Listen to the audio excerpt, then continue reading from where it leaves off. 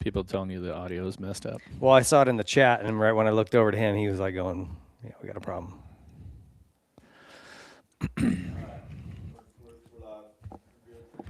We're on? Okay. All right. Welcome back, everybody. Sorry about that. Aren't electronics fun and technology? Anyway, welcome back. Sorry. Hopefully that is better. Everything? Okay. Sounds like we're dialed. Sorry about that. Our producer, Ethan, got into my pain medication, and he doesn't know right from left, up from down over there. He can't feel his fingers right now. Okay. Wesley Clark says it's good. All right. Sweet. All right. Well, cool. Well, thanks for joining us, guys. And if you are here just now for the first time, I'm David Pingree, joined by Jeff Emig, and we're going to break down the Seattle Supercross in this episode of Apres Moto. And, man, what a hell of a night. Well, I think we'll start with the challenges that Feld had because of the Seahawks Super Bowl championship celebration that was at the stadium. I think I saw something from the director of Supercross, one of the gentlemen there that runs things, was that they were 2 days behind in starting to build on the track, right? So really a testament to the organization that Feld is, and that they've been doing this for so long, that even the event of something like this, that they can come in, you know, the track crew, the team that has to build everything. I mean, they come in and slam the track in. Of course, it's Seattle. What are we in February? Looks like there was some rain, so wait, a lot of elements. Hold on, rain in Seattle? Yeah, in February. Yeah. So kudos to those guys for getting the track together, and even being able to have a race with all of the obstacles that they had to go through just to get to the start of it. Yeah, I throughout the night I'm like, gosh, this track sucks. Like, it's so hard for these guys to race, and you're seeing guys almost crash. Like, we saw a couple dudes catch pegs and almost have big ones, and as a racing supercross, it's one of the sketchiest things. Either a bog on a 125 or scraping pegs off of a rut. There's nothing that'll pucker you up tighter. Oh, but the 125 would have been even worse because the power band's so short, and you let the RPMs go down a little bit, and you bog out foot pegs. The bottom of the chassis drags the ruts. That was when men were kids. Yeah. So yeah. But the track's the same for everyone. Yes, in 250 Heat 1, those boys had a much easier track for a few laps, but it was halfway through the race. All of a sudden, it was like you could see the track was really going to be torn up. It was going to be difficult, and even more difficult as the night goes on, because you only have so much time in between races to sort of fix some of the jump faces, the rhythms, and all that. And I think by the time we got to the 450 main, I mean, just from the start of the 250 main to the start of the 450 main, it was like all of a sudden these guys were making a lot of mistakes, and the track was really slow. It made the best guys in the world make mistakes. I think that makes for the best racing. It's hard to argue with you after last night. I just feel more like we're going to get somebody hurt. I mean, this is how you get hurt, dude. It's so hard. People don't understand going through a triple rhythm lane that would normally be pretty bread and butter for one of these guys. When you leave a lip that's a whole face full of ruts, and you get like, I don't know, a third of the way into that flight, that's when you can finally start to peek and see where you're going to land. Mm-hmm. And then there's 85 ruts you've got to go, okay. But you don't have to do the triple. You can back off if you want. Yeah, Like when Levi Kitchen seat bounced the end of that rhythm, did you think he was going over? I thought he was going over. That was it. Yeah, that was the one I was talking about. Yeah, that's exactly. But that's what makes Supercross so gnarly. Yes, there's a danger level to all motorsports, and it would be great if every keyboard warrior or guy that sits on the couch and is criticizing the best guys, it's like, just go walk the track after the final main event and then tell me what you think of it. Because television, as good as it is, it does not do it justice for what the athletes have to go through. And you and I have been on those tracks before. It's been many moons ago, but we get the gist of it. And it's like you watch as the track gets gnarlier and gnarlier. and you're going, oh man, this is, the things are cupped out. There's like big lips on the takeoffs. And, guys like us, guys that have been in the arena before, we know what that is. And, it's, I think that it gets underestimated what the risk level is when the track is that difficult. It's very high. And so I guess I look at it from a safety angle. Sure. And maybe that's the paramedic in me. Maybe it's just I'm old and soft. So we had Rhino on a Code Red. We actually shot it a couple weeks ago, but it just aired. And he went on a rant about why do we have Supercross triples? Wait, Rhino did? I know this sounds. Hang in there with me. Is that why we just had a double this weekend? Stop me if you've heard this. I know that I did realize that. So anyway, but here was my, I'm open to any idea about how can we make it safer. Mm-hmm. And his point was, what the hell do we have a triple for? It's an antiquated old jump. Yeah. Why couldn't we make that third one either like the second, third jump a tabletop kind of ish, or even like a banana, like kind of fill it in, mm-hmm. so that because to just double you have to check up so hard, and then you drop that in, and then as you're coming out of that third one, if a guy lands on you like the Barsha Malcolm Stewart thing, we're gonna kill somebody. So like, how do we just tweak that just to make it like? Well, I think they did, because that big double out of the turn, there was a little bit of run up, big double airtime for the fans going into the whoop section, and that the second jump, the lander, was pretty flat on top and had a lot of roll down. I thought that, first lap that I watched, I go, oh, they sort of took that situation that happened in Anaheim with Barsha and Malcolm Stewart and said, okay, let's make a change. Yeah. And to where that the lander of the triple jump wasn't, I don't want to say it's peaked, but there definitely was a flat spot on top that definitely was like more forgiving. Yeah, a deck. Good way to put it. Well, so anyway, you can hate the idea or think whatever. I'm always just open to listen to it. So, he and I had a conversation about that's interesting. We posted that clip to promote the show on social, and it went bananas. And I'm telling you, 90% of the comments are, F Rhino, like, quit being a pussy. If this is, if they can't handle it the way it is, then they shouldn't race Supercross. The triples are Supercross, risk is always going to be there. And it's like, yeah, I know. I've actually done it. But, like, why in the world would we not talk about things we could do to make it safer without losing anything? Because there's ways. You're telling me you care if it's a double or a triple if they're flying 63 feet through the air? You don't care? Yeah, but at a certain point, I had a situation at Anaheim. Maybe it was around 98, 99. Hard pack track, all that. I came out of what would be like where the home plate is, made the right, and I hit a square edge bump before the triple in like the heat race, and I think I faced it or something. And then as I'm rolling over it, Wyndham lands on me, right? Completely my fault, But it's like at a certain point, there's just an inherent risk to what. I mean, look at what we're doing out there. Right? It's retarded. No one should be doing this. The normal person looks at us as crazy people, and they don't even understand it to a level that they could, if they really had a great understanding of what it's like to be on the motorcycle. But that's also why we have to give these athletes the amount of respect that we do, and not just the top athletes that go win, but the athletes all the way through the field. And you got to remember the guy that qualified 40th, right? He's the 40th best rider in Supercross that night in his class, okay?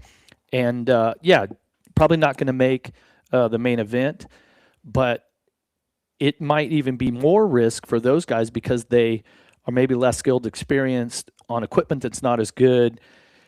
Some of the guys that are towards the backside of the qualifying times are guys that, hell, there might even be guys that are, working on their own bikes and have limited resources and all that.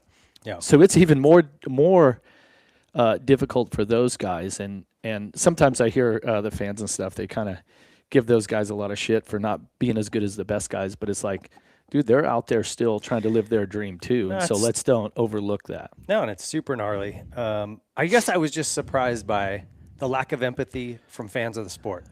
It's like I thought you were going to say the opposite, to be honest with you. They were literally. It reminded me of like fans in the Roman Coliseum back in the day, just like Just send them out there. I just want blood. Fucking kill somebody. Like that's what like it was like to me. I'm like, dang.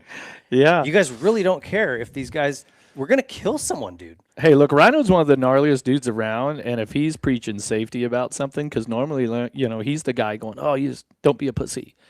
But if he's going, "Hey, look, some of these things can be changed and can be made safer," and that's certainly, I mean, I don't see how anybody could be against something like Well, that. you should read the comments.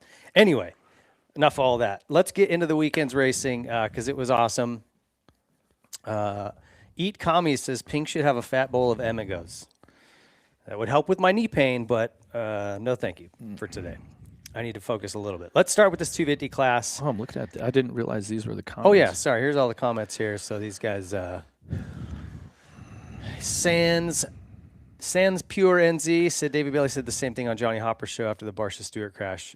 Yeah, someone had mentioned that Bailey had already kind of brought this up about getting rid of triples, making something safer. I don't know. Anyway, I'm not married to it, or it's not my idea, but I was just surprised at people's lack of open-mindedness to at least talk about it.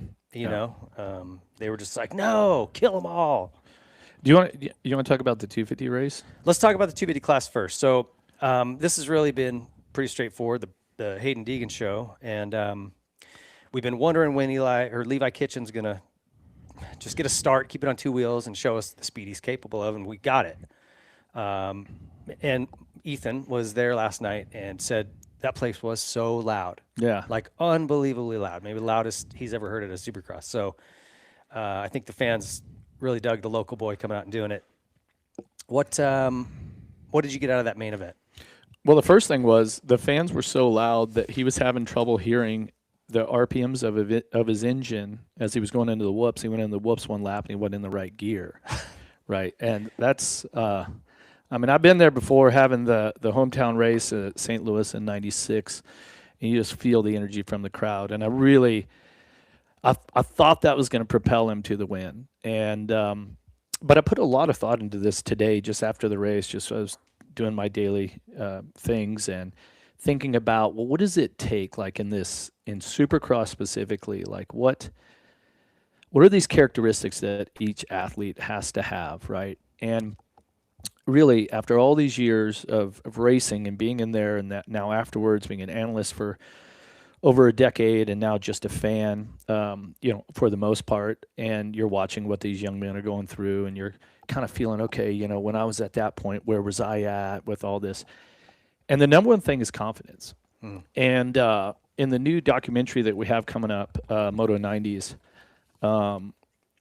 Jeremy McGrath's on camera, obviously. And he made a comment that I saw on one of the rough cuts, and he says, "Look, yeah, I like to border the line between confidence and arrogance." And I think that the best guys, there's only a few that don't, but certainly in the last 25, 30 years, there's a confidence level that you have to have that borders on arrogance for some people. And certainly Hayden Deegan, he plays in that zone a lot. And, a lot like his dad did, where he's like, okay, I'm going to talk shit, so I'm going to have to back it up. And almost like, and I kind of struggle with whether or not I like that or don't like that. I'm the same. Yeah. And certain fans love it. Certain fans don't. Each rider's entitled to his own way of living his life and, executing his racing career. But it's certainly a thing where Deegan is so confident in himself that the other guys, they come up short in that area. And you can see Levi Kitchen is starting to have that confidence himself. And then a lot of things happened last night. And he was right there. Man, it was just as close as you're going to get, right? And in the end, Deegan once again showed why he's the best rider in the 250 class this year. And I think that it's, watching last night's race, the whole, block passing, all this sort of stuff. It's interesting that if you're Deegan, it's acceptable. If it was somebody else, guys would be, if Deegan was on the other hand, all the Deegan fans would be crying, oh man, this guy's just trying to block him, So it's interesting how we all watch that and judge that, I guess. You know what I mean? Like, do we like it? We don't like it? Well, it depends on who you're a fan of. Totally. And I thought that Kitchen rode pretty clean and didn't get sucked into that. It seemed like he was so focused on letting Hayden do whatever he wanted to do, and Hayden played the game very, very well. He's so aware of his surroundings, and he's so just confident that way. And I think he got lucky that he didn't go down at a certain point. But in that sort of chess match, he played it very, very well last night. Somebody said in here, I read it. It's already slid up. I lost it. But they said, do you think that Hayden slowed down or purposely let Levi catch him? Did you catch that? Like, did you get that feeling at all? If he did, that is an incredibly confident area to be racing in, right? And well, Stewart, he might remember when Stewart did it to Reed at Unadilla? Like, that's the only time I think I've ever seen it. Yeah.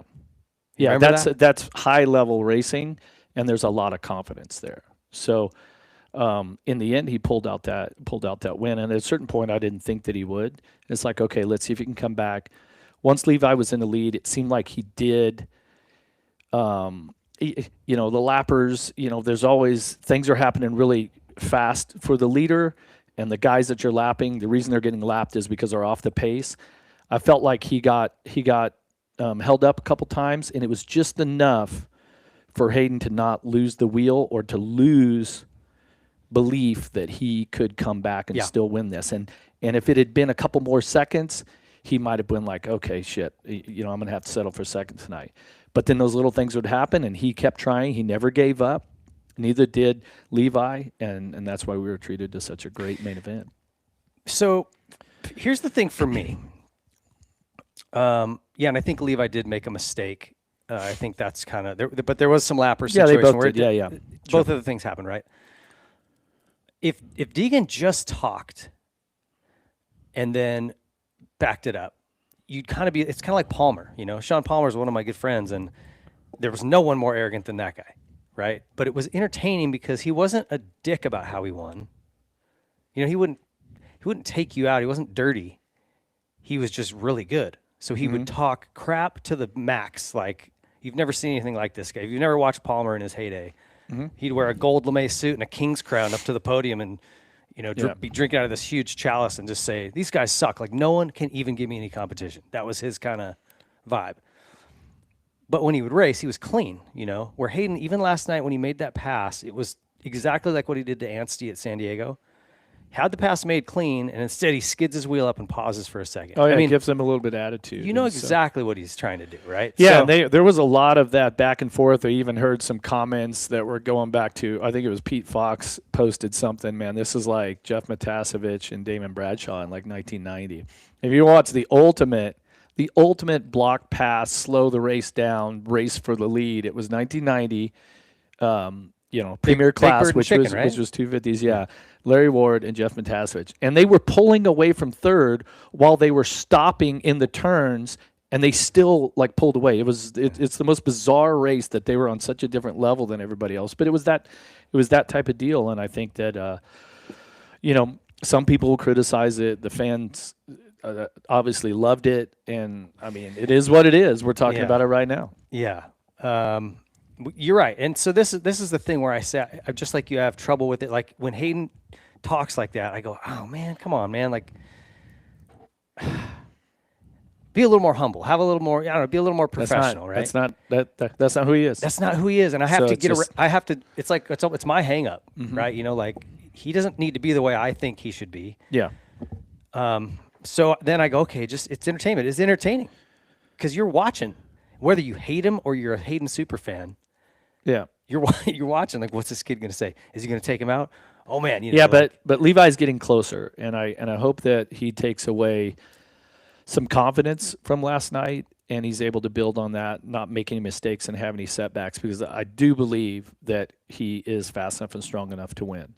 And I obviously had a little bit of experience with getting my ass kicked race after race after race back in the 90s sometimes, so it's like, well, when McGrath was so dominant, how was I able to, get some wins and some things in there. And I think that it was just the with each race that I didn't win, the desire to win and my determination just kept growing and growing. And it was just like, man, what's it going to take? But I didn't give up, and I didn't get defeated. Yeah. And so I guess my words that if Kitchen was watching this is just say, hey, look, man, you're on the right path. You just have to not, make a mistake, take yourself out, get injured. You just got to keep your focus and keep working at it, and eventually he can get to the top. Yeah. I agree. He's definitely got the speed. He showed it last night. I feel like right when he made the pass and he started gapping, he was just on a rail. And then whether it was the mistake or the lappers, they flustered him, and then Hayden got to him, and then it was the back and forth. Because Hayden didn't give up. Probably at no point during that race did he think that he wasn't going to win. And that's the difference, because that's the mindset that you need to get to. He's got the right mindset. He's the guy that has it right now, and the other guys don't, right? I mean, even as good as all of the rest of the field are, I mean, they weren't even close in the end. Tell me this. Do you think Kitchen made the right decision by just sort of laying up then taking the second, or should he have run it in hot and made some contact? I think he made the right decision. He's out of the championship, so whatever, right? And he seemed to be happy with his ride after the race when he's on the podium. He seemed to have a smile on his face, and maybe now knows that, okay, I'm good enough to win, but what do I have to do different or better the next time? And it might get a little easier when we come back to the 250 West. Some time has gone by, and as Deegan gets close to the championship, where he doesn't need to win, he's got a huge points lead, right? Those sort of things kind of change the dynamics of the racing at the end. Yeah. Yeah. Oh, and the red cross flag. Someone just brought that up. Thanks, R.L. Hartram. Those are tough, dude, because when does it come out? You know what I mean? And then some guys will literally keep their wheels on the ground. Other guys will kind of jump a little, and it's always subjective in that little window. But I hate to see those. But glad nobody was badly hurt on all that. Couple other things. Hunter Yoder. This kid keeps getting better and better. I said at the beginning of the year, I'm curious to see how Yoder, Lux Turner, and Parker Ross progress throughout this season. And I'll add Max Volan to that mix. Those guys, all four, have had really a great season so far. Flashes of speed and brilliance. And he was really good last night racing with Moseman. And you can just tell he's building. And so I'm excited for him. It was a really great ride by Hunter. Yeah, so what's interesting about Hunter, so his dad, Jay, is on the Alive Worldwide Motorcycle Tours with us. He's a guide. Oh, really? On the tours, yeah. So I spent a lot of time with Jay in the last sort of 6 months or so. And I guess it was Monday or Tuesday before the first race, he gets a call, and he's like, shit, Hunter just hurt his knee. So he'd been riding with an injured knee this whole time. And Jay, obviously it's his son, and he's very proud of him, but he's like, dude, that guy's a tough son of a gun. Really? Meaning his kid, Hunter. He's like, he just strapped the knee brace tighter and says, it's the best that he's ridden in his entire life, and the opportunity is there. And as opposed to you, that you want to go get knee surgery, he's like, he's just a manning up. He's not going the bitch move like me. Great. No, he's so that's kind of makes it a little bit more interesting to see what he's doing, knowing that his knee is not 100%, but he's taking the opportunity that's in front of him, and he's going to make the most of it. Yeah. This is like Tuesday or Wednesday before A1 is when he hurt his knee, and he heard a pop. So I'm like, ugh. Yeah, pops are not good if you can hear them. Yeah. One other thing I wanted to ask about, what was your take on Anstey's podium speech there? He said he got some health issue with something in the dirt and kept coughing, and the drying agent. No, who knows? I don't know. I don't know if the track crew uses anything like that, or if they could have because it was so wet or whatever. Well, he was saying going back even a couple weeks. So and I'm like, well, it was a little bit a wet odd race. So what would they have put in the dirt? Yeah, I don't know. I mean, I'm not insinuating that it was that. It was just. Well, people did have issues with the lime from San Diego, 3 or 4 years ago? It was drying agent, David. Sorry. But who knows? Who knows? But yeah, it certainly is holding him back a little bit. Anstey was unbelievable during the 5 rounds of World Supercross Championship last year. It's unfortunate that on the broadcast they never talk about the guys riding World Supercross. But at the beginning of the championship, the guys that were the most prepared, a lot of those guys rode some of the World Supercross Championship. And my point is with Anstey, I mean, he's basically unbeatable. He looked amazing, like he did at the first round. And then his confidence got shaken. And who knows what happened, later on Deegan, back to when Deegan knocked him down, that was it. The train came off the tracks. Yeah. He hadn't been the same since. I feel like I just read something about some team meeting or something that they had out at the Star Racing compound. I mean, I don't know a lot about it. I'm out riding dirt bikes with old guys and stuff out in the desert these days. But yeah, it's maybe that's one of those things that even within the team that Hayden Deegan has, like a arrogance or confidence, where he's the guy. And I really expected Anstey to be there every race this year. Yeah, I did too. So it was weird. He's trying to claw himself back into it. Well, that class, kind of already settled, I think, in a lot of ways for this championship. Hayden Deegan with the win last night leaves him at 143 points. Anstey is second with 108. So, I mean, you're talking more than a race already. Yeah. Moseman's third with 107, Ryder D 107 in fourth, and Kitchen at 101 in fifth place. So, like, actually a really good battle for second, third, fourth, fifth. But anyway.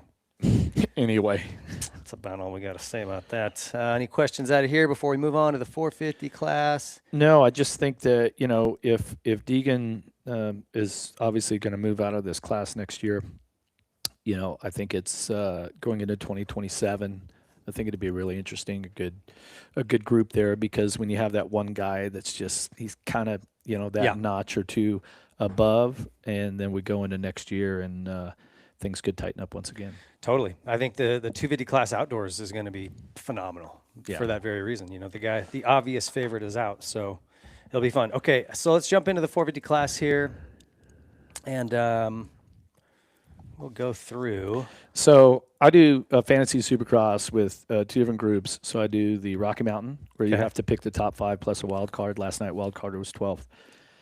And in the Pulp, it's much different because you can't pick riders that you picked last week, and there's all these handicap points, and so you're not just trying to predict the top 5 or who's going to win. You're trying to manipulate all these other things, so it makes it a little more interesting in that way. But so I'll tell you, last night, so I sat at the same table. I was sitting right there, and I predicted Hunter Lawrence to win the Supercross Championship, even though he's never won a 450 main event, right? Yeah.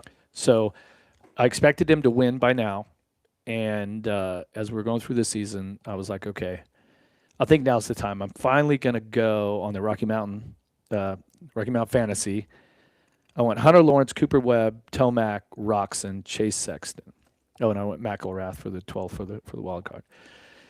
And I really felt good about what Hunter was doing in practice. And I actually switched around some stuff because I had Prado up there, and then I had to go in and edit my picks after he crashed with like a lap to go in practice. But so I put Sexton in there. And even though Hunter won the heat race, I was like, man, he's not riding with the confidence that I want to see.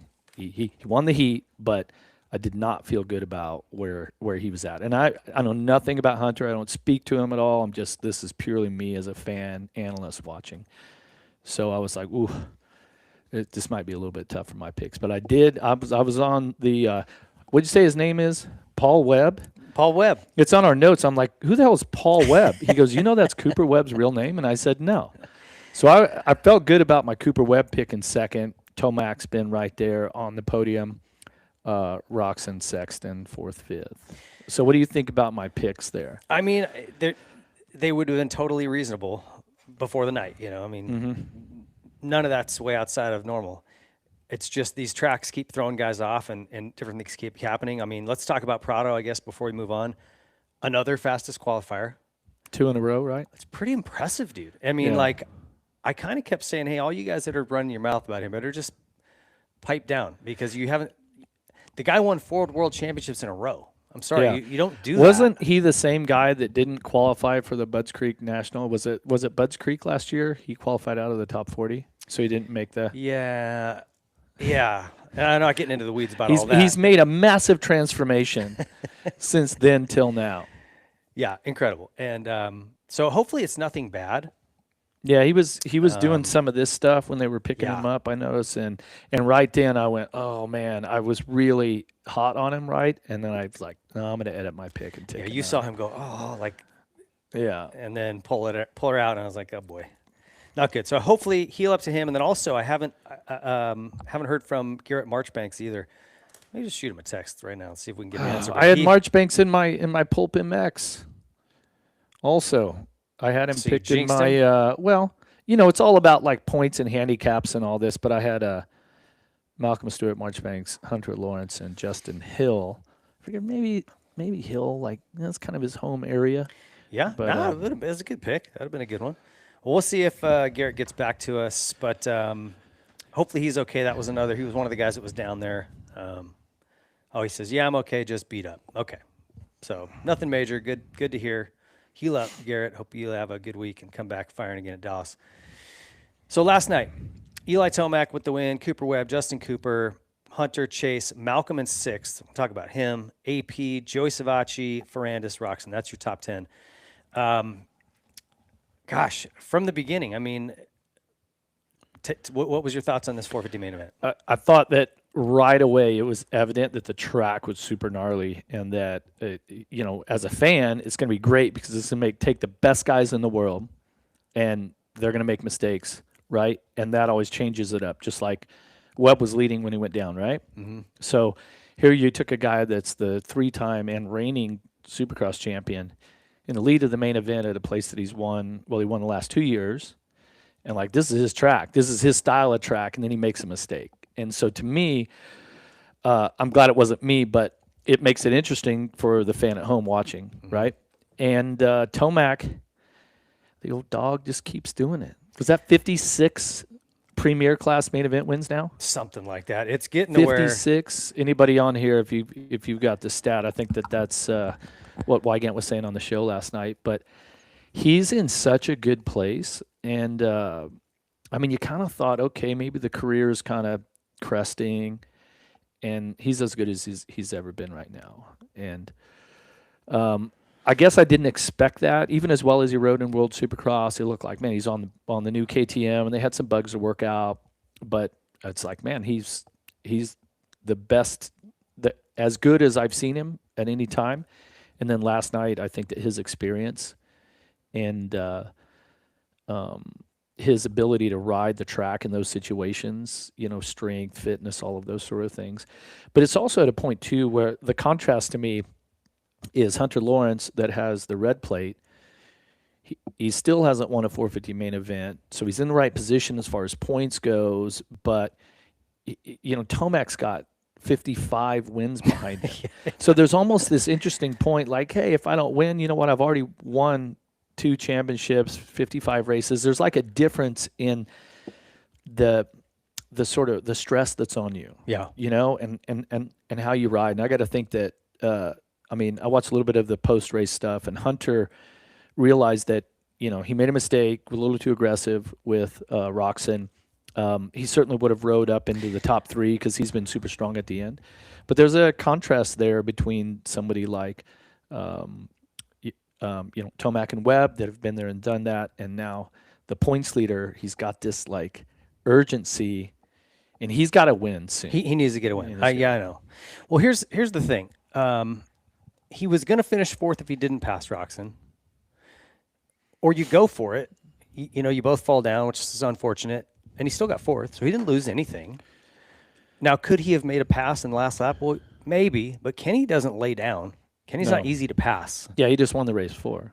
Yeah, so convincingly. And Hunter had been using that inside to outside and to square up back to inside all night long and making it. I thought it was the best line through that section of anybody. There's a new kitchen in the chef. Oh my gosh! Listen, I laughed. Did you laugh when he boogered that up? I think I did one of these. Jessica, my fiance, Allow is like, myself what to did he just say?" introduce myself. Yeah. But the 250 class it's so stacked, and it's like, I have my own experience that I mean the draw 450 on- class? or the 450 Yeah. class, yeah. And it's like, Thanks, Chris. 56 wins for Eli. So going to that, how many more wins will Eli get this year? well, We're 6 rounds well, in, considered none of us predicted him to win, but we also did a prediction. I'd love to see if somebody could pull it up, how many wins it would take to win the title. I think I said like 5 or 6. And some other guys, Langston was sitting over there spouting off about 7 wins, but Tomac's already got, is it 3 now? Mm-hmm. I don't know. 3. They'll know. We'll ask these people. Yeah. Okay, so let's say he wins 5 more this year. That wouldn't be out of line, right? I think 5 more would I be think a 5 lot. is That would be easy. 8. Yeah, that'd be 8 wins. I think that's going to be a lot. I don't think it's going to take 8 to win it. No, I'm just saying, how many do you think Eli's going to get this year? He's already got 3. How many more do you think he gets? I'd say probably 3 more, but podiums, like not making any big mistakes. That's where his experience and that confidence, like I said, about, look, I've already done this. It's not the end of the world, even though it's his entire world right now. I think that you're going to see Cooper Webb and Eli Tomac. I think you're going to see those guys be in it at the end. There's a reason why they have as many wins as they do in championships. And so it's going to be interesting to see. For me, Hunter Lawrence has kind of been the guy that I'm waiting to see if he can truly step up and put himself in that position for the championship. I felt coming into this championship that maybe I'm just feeling like maybe it's his year, but he's going through a little bit of this right now, but he's got to get a win. And because then that, like, once you get that win, it'll switch everything. It could turn on it. for Yeah. him. Yeah. I agree with you. And I think he's still trying to adapt to being the leader of this team, being all the spotlight on him. I think that's probably a little different. You know what I mean? Where his brother has sort of shouldered some of that burden. Hunter's kind of the backup kid. Yeah, and not everybody has the ability to do that. No. And so, yeah, there's a lot of work to be done. But if he can get a win or sneak in 2, and all of a sudden it just starts like, he's totally in this title fight, I believe, still. Yeah, and he was midway through that race, right? He got shuffled around a little bit in the beginning. Didn't he? Did he go down, or he got held up? He did something where he made a bad move on the first lap or something, right? He tipped over, I thought. Cooper? He tipped over. No. Who are you talking about? Lawrence. Oh. Something set him back a few positions. I forget. I'd have to watch he it was again. I think he was in like 6th, and he was battling with a few guys there. Kind of stuck there for a minute. Yeah. Fro gonna burn ants with those specs. These are a 1.0, dude. This is what happens when you're 55 years old, man. I can't read anything like this without it. So, that's Why are people dicks? Why you gotta be a dick? Come on. I'm fine with it. Come on, Niall Diggins. I'm Niall confident in Diggs. my own realm here. So with Hunter, it's there's a lot of pressure on him right now, and it's going to be interesting to see how he works through all of this. And keep in mind, I mean, I don't envy the fact of having a race against Tomac and Paul Webb for this championship, because these guys, it's like halfway through the championship, whenever Cooper Webb is close, man, he just gets locked in. And that's why you picked him to win the championship. So we'll see. I mean, it's not going to be easy. It's not a gimme, but no, it never is. I'm pretty confident on my pick. Like, where are the points at right now? If he gets so here's where we're at points. We'll run through this. Hunter's still leading right now with 124. Okay, 4 podiums, 6 top 5s. Tomac is second at 123, so 1 point back. Okay, 3 wins, 4 podiums, 5 top 5s. Roczen's third. He is at 113, so that drops. That's still nothing. I mean, the grand scheme of things, 11 points, or what is it? Yeah, 11 points. So 1 win, 4 podiums, 4 top 5s. Webb is at 113 also. Sexton's at 106. I guess let's move to Sexton here real quick and talk about him.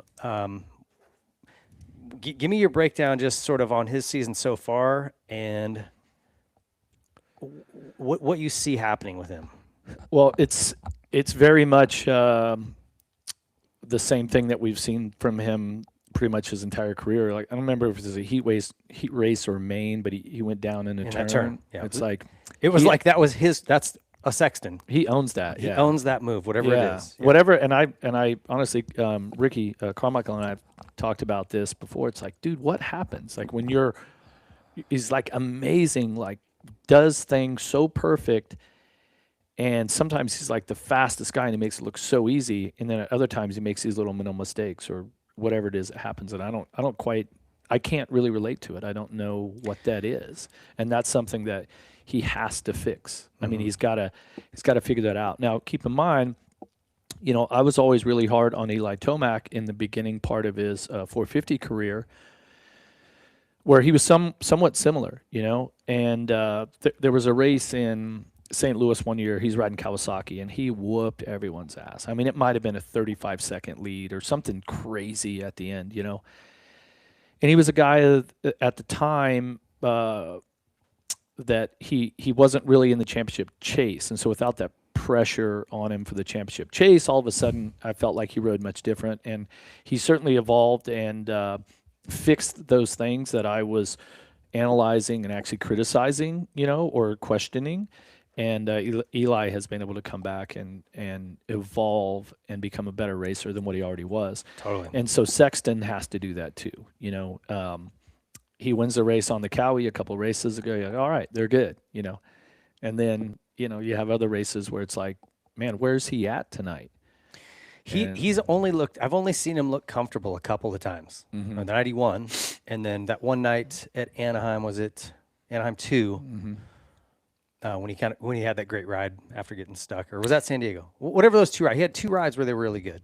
That was San Diego, and then Anaheim 2 he won, right? Mm-hmm. Am I getting that right? Yeah. Those are the only two rounds where I'm like, okay, there's Chase Sexton, like here he is. Yeah, I mean that's every what other he's time, capable I'm like, of, right? He doesn't look comfortable. And the mental side of things, I mean, obviously, I don't know about you, but I know nothing about him. I don't talk to him during the week. I know nothing about the team.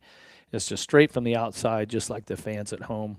Obviously, I have experience as a racer and an analyst and looking at it from that perspective. But Supercross, once again, man, it's like all these guys are fit. All the bikes are good. It's literally from the neck up. And Sexton seems to struggle sometimes with that. And I don't really know why. I don't know what's going on in his head in those situations. But yeah, and only he does. I've heard every theory under the sun, but Rhino did make a point about his riding technique that kind of, it was interesting. We talked about it in this last Code Red we shot, where you were supposed to be there, and you got stuck out in the desert. But if you watch him, and Rhino always equates this to, because he wore Sexton wore a neck brace forever, and Rhino says guys that wear neck braces, their back, their torso is more upright, because when they had their neck brace on, they had to see. So he thinks his back should be flattened out more, right, like this, and head turned up. And he says because he has to sit more upright, his knees bend and bring him forward, and he's in this like awkward position when if he would just like push his butt back and flatten his back out. Well, I think that we need to do a special show on technique and body position. I was thinking about while I was riding in the desert last week, because we ride with a lot of these older gentlemen that don't have very much experience, and so like the angle of your spine and then your hips and your legs and your knees, like how that is. And I think about if I was, say, the absolute best posture in Supercross is definitely Jett Lawrence. And sometimes I wonder how other guys that don't ride that way, how they still win races like they do, because I feel like, yeah, do it that way. It's the most efficient. It's the easiest on your low back, so your back doesn't get tired. But Ryan goes hard on all the neck brace comments. So yeah, but it's also he rode with it for so long, right? So that's what instinctually he feels is right for him. This is one of the interesting things about Moto, is you can be Ryan Villapoto, steer with the rear, defy kind of all the fundamental things about how you would go through a turn. Yeah. Right, he was you like, could be Ricky Carmichael and your bars are down, like you just endoed your bike, and it's like I would have had to pull into the pits and get my bars lifted, but he won races so that. That's what I'm saying. You can get it done, right? And at the highest level by not doing it perfectly. But or textbook, if you will. But there is a textbook perfect, and it is Jett. And Hunter's not far behind him. Like, their technique is perfect. Mm-hmm. Yeah. And to, like kind of what you're saying, if you can learn that way, man, what an advantage. You know what I mean? You're not having to overcome it with some other thing, but it is neat. Yeah, it's an interesting concept to think about, but I think it's more mental than anything. Like, and nobody knows except the rider, right? The athlete himself is the only one that really knows what's going through his head at those times. Yeah. Okay, so we'll see what happens. It's going to be interesting to watch him, but at the end of the day, he's down some points, dude, and he has got to, like, if he wants to stay in this title fight, he's got to start knocking out podiums every week, and he's got to get some more wins. Yes? I mean, he's down 124 to 106. I mean, do the quick math there. I mean, it's almost 20. 18. Yeah, it's almost 20 points. So it's starting. Yeah, 18's a big number. Once you're a race down, it's like. And it's not like you're racing one guy. Right. Right. It's going to be really tough to get race wins and to be consistent because the field is really good right now. I mean, Roczen, who's tied for fourth in points, is riding as good as maybe he ever has. I mean, looked phenomenal a week ago when he won and had a good ride going last night. Hey, what do you make of him stalling the heat race? His engine stopped, yeah, and then had to kickstart it, and then like the gate drop like pretty quick after that. It didn't surprise me. Have you ever had a panic at the line, like bike wouldn't start or just something? Oh, I'm sure, yeah. I'm telling you, dude, you can watch this time after time again. If that happens to a good rider, whole shot, because your freaking adrenaline just spikes, right? Like you're all of a sudden you go into this fight or flight. He gets it started, and it's like his reaction time was like next level. Yeah, it didn't surprise me actually when he pulled that whole shot. I'm like, yeah, that sounds about right. He's a good starter anyway, so. Yeah. Okay, is Eli better than ever? It's kind of one of the questions I got on here. I mean, I want to know where we'd be, like where would Jett fit into the mix right now if he was racing? Would he be dusting these guys and just like easy wins? Man, that's a good question. I mean, he set a pretty high standard for what he's capable of.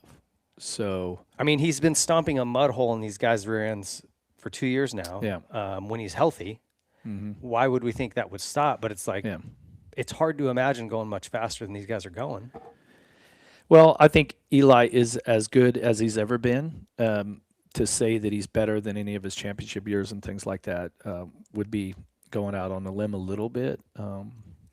But like I said, he's riding with some experience and some, maturity. And it seems like he's like there's not a lot of what's the word I'm looking for? I want to say like anxiety, but anxiety is the wrong word.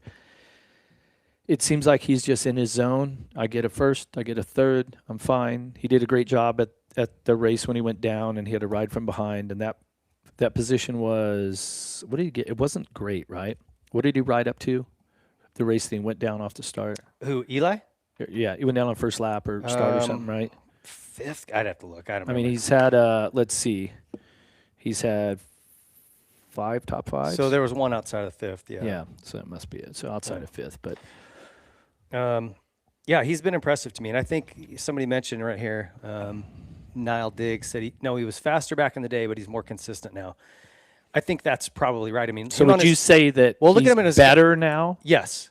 Okay. Look at him on his Geico Honda days. Like when he would just be, by a minute, he's gone within the laps. And you're just like, what is happening? I think his raw speed was like off the charts. Yeah. But then what happens?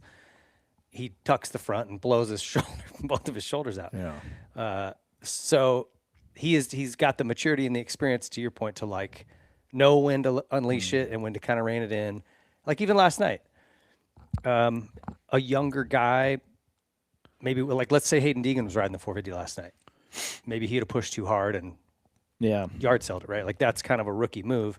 When the track gets really treacherous like that, you got to really respect it. He knows where he can push it and where he can't.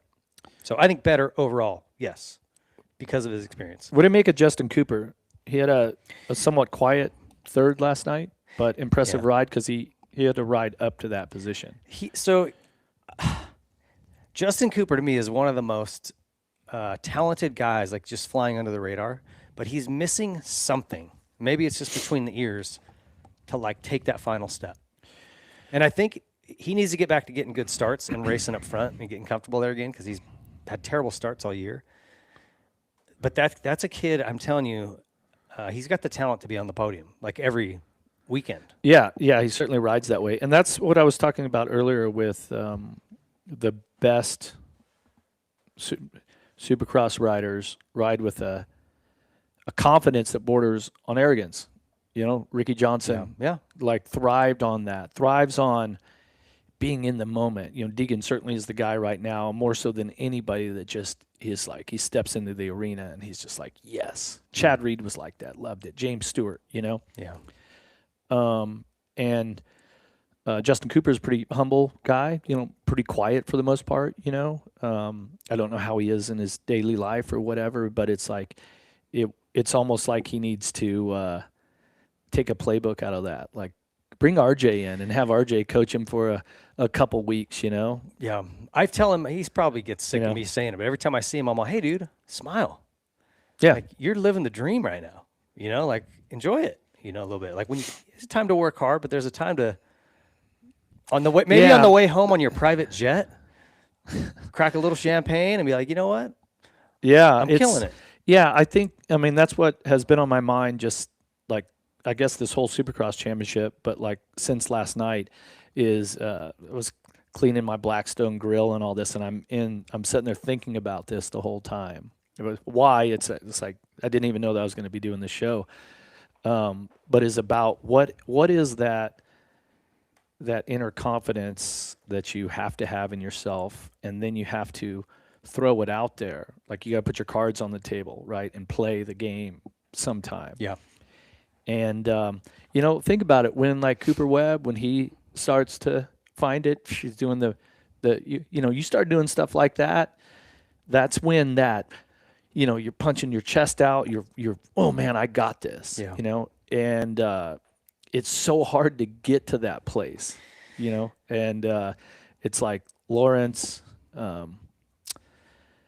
Justin Cooper, they're guys that it's like that maybe is the last missing mental part that they have to do. And it's like you have to do all this work during the week and you have to do all these things right to like increase that confidence like one notch, you know? Yeah. And it's so hard, and then it like crumbles. It's like confidence for some of us, like me, it was like a house of cards. Mm-hmm. I would have it, and then it's like, oh shit, we got to start back over again. That's a good analogy, because I always thought the same thing. For me, I knew how to build confidence. If I could stay healthy, it's like you stack your training, your testing, and your riding just on top of each other, and build and build and build until, if those things are good, it's like, what do I have to not believe in? Mm-hmm.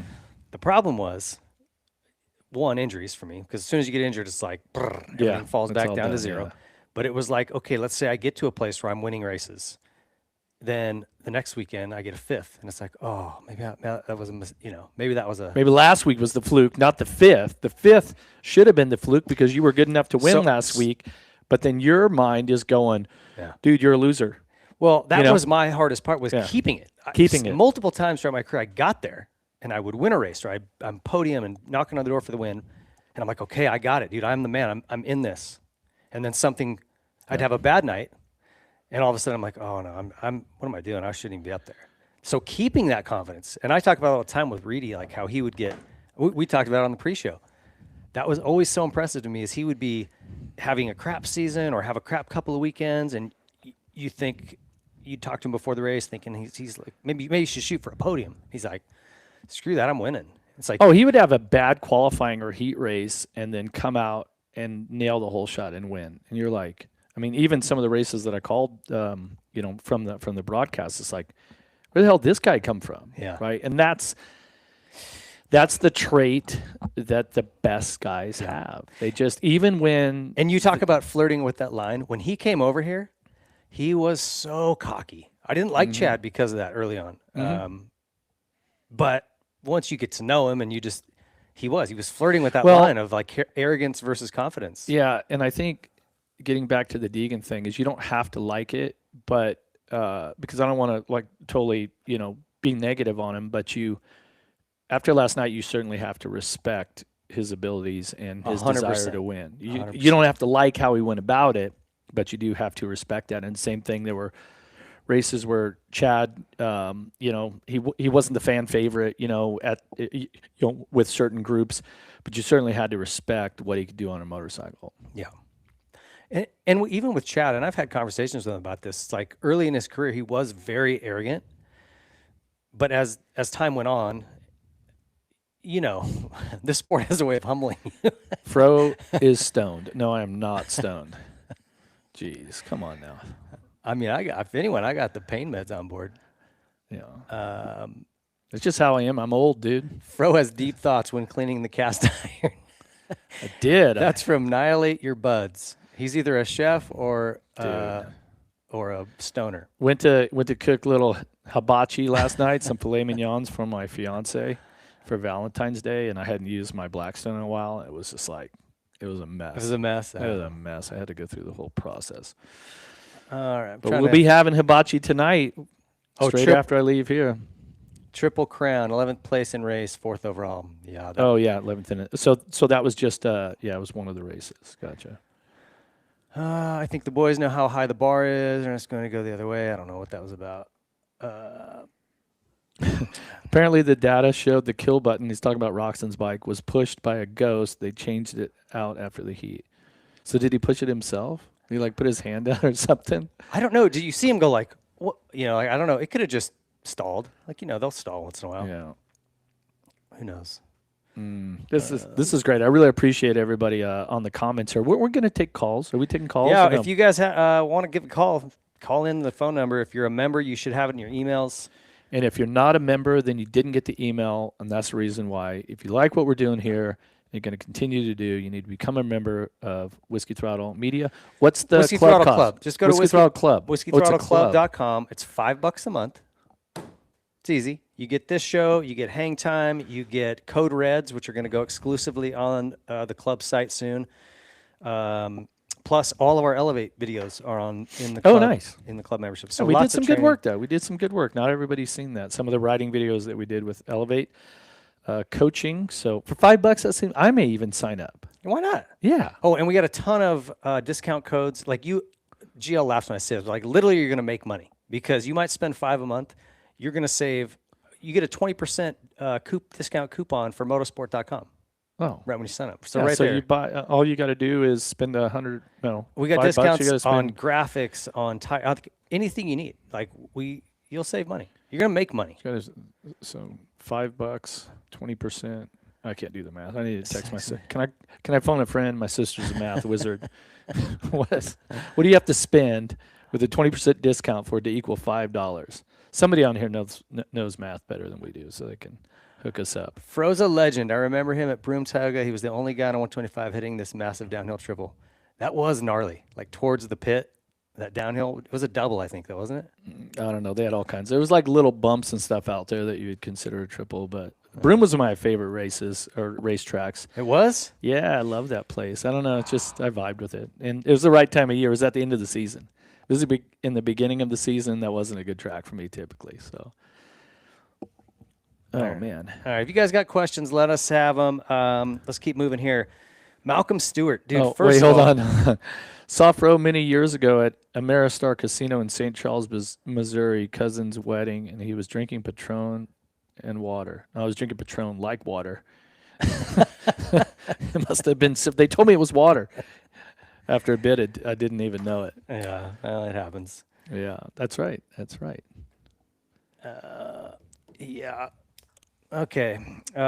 So Malcolm Stewart, I've been waiting for him to have a breakout race because I think for probably 3 years now he's been he's had the speed to be a front guy, and then it's just one thing after another that kind of hangs him up. He looked good again during the day, and then had that crash in the heat that was gnarly. I can't believe he even got up and finished. But then he came back for a 6th in the main. I thought that was impressive. Yeah. Thoughts on Malcolm? Yeah, I mean, he's one of those guys that he gets set back and then he works his way back up and gets set back. And I will say though, a couple weeks ago, I had him as my wild card on Rocky Mountain, and it was 12th or 14th or something. And at one point, he was running 7th, and I'm like, he's gonna blow my wild card pick. and So you're rooting for him to crash? he worked his way back to the wild card, and I owned it. I got like the top 4 plus the wild card. I missed it by one. I missed one position on the whole night. So, but yeah, to have a couple weeks ago, like I'm talking about, where he faded out of the top 10, to this time he rides himself into the top 10. He's obviously doing the right things. Yeah. G Moore 494. We just answered this question. Did Deegan stage this race, slow up to create a battle? I honestly don't think so. I think Levi was ripping and caught him legit, fair and square. Yeah. Maybe once he got to him, Deegan might have said, "Okay, fine, go by and let me." There was enough time. And it's super high stakes racing and confidence that you go, okay, this guy's faster than me, so I'm going to let him by, and then I'm going to try to make a charge back. That's when very rarely is a rider that confident that he can do that, especially when Levi was crushing it all day long. The crowd was all for him. I also feel like Deegan's one of those guys that has that ability to channel all that energy from the crowd Levi was their guy. Yeah. Right? They want Levi to win this thing. And Deegan's like, all right, motherfuckers, I'll show you who the best guy is. I'm going to make sure he uses that as motivation. He wanted to show him that there's a new Levi in the kitchen. Yeah, something like that. Yeah. He did. I don't think he was wanting him to catch him. And I think once Levi got to his back wheel, he was like, all right, well, we got at least 6 laps left. I should let him go by, and I'll just see where he's faster than me, right? Yeah. That's what made sense to me. Because he didn't fight him or try to block him when he went by. Yeah. Breezy42 says, question, El Hombre, bummer to see him out of the top 10. He's been flying on the banana. Thoughts? Yeah. Yeah, he's been great. The banana was flying in the first turn. I thought he got up at first until I watched the replay. I thought he got up and was trying to get on whoever else was down. Was it Craig? Craig. I thought he was trying to get up on Craig's bike, and then I watched the replay, and it was kind of in slow-mo. I go, oh, no. He got up and was kind of like doing this, but his bike was 15, 20 feet away. I haven't heard any update on Christian either. I hope he's okay. He was holding his wrist. It didn't look good to me. It's never a good situation. Broke some fingers? Okay. Ethan what our was on the research floor. department was saying. Our R&D department. If it's wrong, send all complaints to Ethan at WTMG. Mm-hmm. Does Frodo know anything about Kawasaki two-stroke rumors? Yeah, they're not making them anymore. I don't see the other manufacturers wanting to jump into that. I don't think that it's. You got to remember, some of the other manufacturers like Yamaha and Honda are much bigger. Much bigger companies. Kawasaki in their two-wheel departments, not as big as Yamaha. Obviously, Honda doesn't make one. You're underestimating Suzuki. They're bigger than Yamaha or Kawi. I think combined. Yeah. It's interesting when you get into that, but they run the numbers, and KTM Group, because of how they operate, they've always been committed to the two-stroke. They have it across 3 different brands. So I think that it makes sense. It would be cool. Obviously, all the fans would love it. Yeah. Hopefully, I'd see a 97 replica on a new one out there. Hang on one second. Any other questions here? For calls, you must have put the wrong number up, because I know some of these members, they're paying $5 a month for it. Hold on, we got one right here. Speak of the devil. Hang on a second. Let me put you on speaker.